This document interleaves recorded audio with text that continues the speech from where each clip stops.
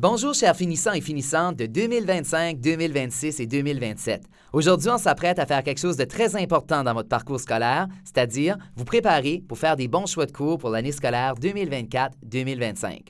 Dans le but de se préparer pour ces choix-là, on va parler de trois choses aujourd'hui, du régime pédagogique, des préalables et des conditions d'admission. Tout d'abord, le régime pédagogique, qu'est-ce que c'est? C'est les crédits et les cours qui sont nécessaires pour obtenir ton diplôme. C'est composé de cours qui sont obligatoires, mais aussi de cours qui sont optionnels. En gros, c'est le minimum qui est requis pour obtenir le diplôme. Donc, voici quel est ce minimum. Vous devez avoir réussi 26 crédits obligatoires et 8 crédits optionnels. Si vous avez choisi le parcours C en mathématiques, on parle ici de 27 crédits obligatoires et de 7 crédits optionnels pour un total, dans les deux cas, de 34 crédits. Donc, pour obtenir votre diplôme, ça vous prend 34 crédits. Quels sont ces crédits obligatoires? Ça va varier dépendamment de l'année scolaire dans laquelle vous êtes inscrite, mais en gros, vous allez avoir un tableau qui ressemble à ça.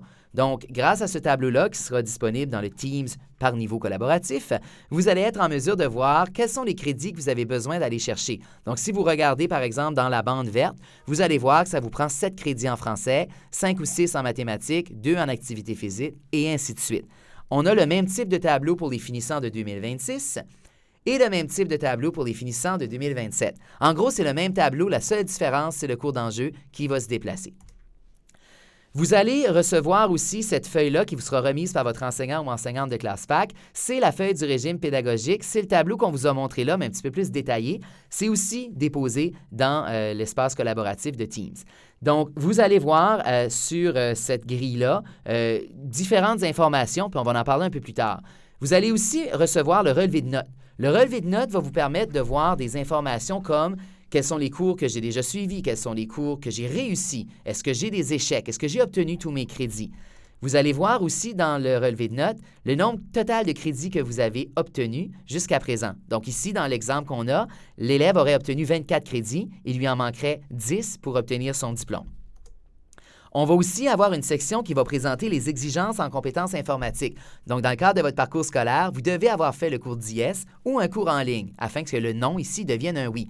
Attention, pour l'instant, tout le monde s'est écrit non, même si vous avez déjà obtenu un cours en ligne ou le crédit d'IS. C'est une information qui est changée seulement en 12e année lorsque vous obtenez votre diplôme. On va maintenant vous parler des préalables. Donc, les préalables, c'est des cours qui doivent être réussis avant de prendre un autre cours. On vous donne un exemple. Il y a une série qui est nécessaire en physique, donc vous ne pouvez pas tout simplement choisir de faire le cours physique 4.1.1. Pour faire physique 4.1.1, vous devez avoir fait déjà physique 3.1.1. Mais attention, pour faire physique 3.1.1, vous devez avoir choisi déjà intro, chimie physique et l'avoir réussi. Donc, on a la même chose en mathématiques. Vous ne pouvez pas sauter de la mathématique 3.1.1b à la 4.1.1b. Il y a la 3.2.1b qui est nécessaire entre les deux. Il y a beaucoup de disciplines à l'école qui ont des préalables, les mathématiques, le français, l'anglais, l'activité physique, la musique, les arts visuels, la physique et la chimie. Et on vous rappelle que vous avez cette feuille-là, qu'elle est disponible dans Teams collaboratif et que vous pouvez voir sur cette feuille-là les préalables. Donc, par exemple, dans l'encadré qu'on va agrandir, vous voyez l'exemple qu'on a présenté en physique. Donc, vous devez les suivre ici en ordre. Donc, si vous voulez faire la physique 3.1.1, c'est obligatoire. Vous devez prendre dans votre parcours l'intro chimie physique. On va maintenant parler des conditions d'admission. On va parler de votre projet postsecondaire. Les conditions d'admission, c'est les exigences qui sont minimales afin d'être admis dans un programme de formation. Chaque établissement postsecondaire a ses propres conditions d'admission. Quand on parle de conditions d'admission, on peut parler évidemment de cours qui sont admissibles, donc vous avez besoin de certains cours. Peut-être que ça va être de certaines notes, donc vous devez obtenir une moyenne spécifique dans certains cours, mais ça peut être d'autres choses. Ça peut être un portfolio, une entrevue, une lettre de référence, ou c'est même possible qu'il y a certains endroits qui vont vous faire passer une évaluation. On va vous montrer ici un exemple. C'est 3 universités pour le même programme. Donc, l'élève s'en va dans le même programme, mais vous allez aller voir, les conditions d'admission sont différentes pour les 3. Donc, dans la première université vous demande le cours de bio 4.1.1 avec un minimum de 70 %. La deuxième université vous demande, elle, le cours de bio 4.2.1, tandis que la troisième université vous demande le cours de bio 4.1.1. Un 70 qui est demandé à la première université, à 80 comme moyenne pour la troisième, et 65 en français et 60 pour les autres cours, donc pour la bio, pour l'autre université. Donc, vous voyez ici, c'est des moyennes différentes et c'est des cours différents. Qu'est-ce qui est les autres cours qui peuvent servir à l'admission? Bien, ça dépend. Chaque établissement est différent. Par exemple, si on regarde l'Université de Moncton, ça, c'est la liste des cours qu'ils peuvent utiliser afin de vous admettre dans différents programmes. Mais attention, ce n'est pas toutes les universités qui vont aller nécessairement reconnaître ces cours-là. Fait que ça varie de programme en programme. On vous donne un exemple avec un collège. Donc, ici, vous pouvez voir des conditions d'admission. Fait qu'il y en a plusieurs, là. Il y en a jusqu'à M. Là.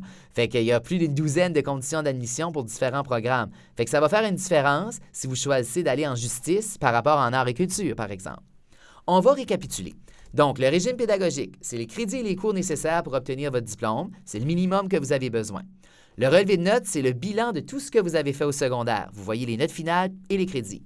Les conditions d'admission, elles, c'est les exigences qui sont minimales pour être admis dans un programme de formation, puis c'est différent de chaque établissement postsecondaire. C'est le relevé de notes qui va être utilisé par les institutions pour valider.